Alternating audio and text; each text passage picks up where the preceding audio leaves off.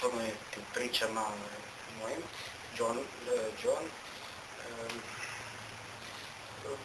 Neki dan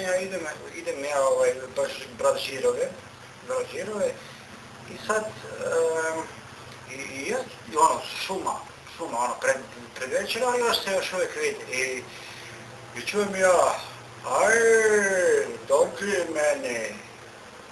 aj,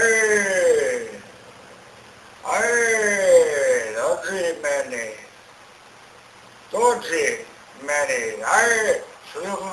šta bi to moglo biti, čovječe, i ono,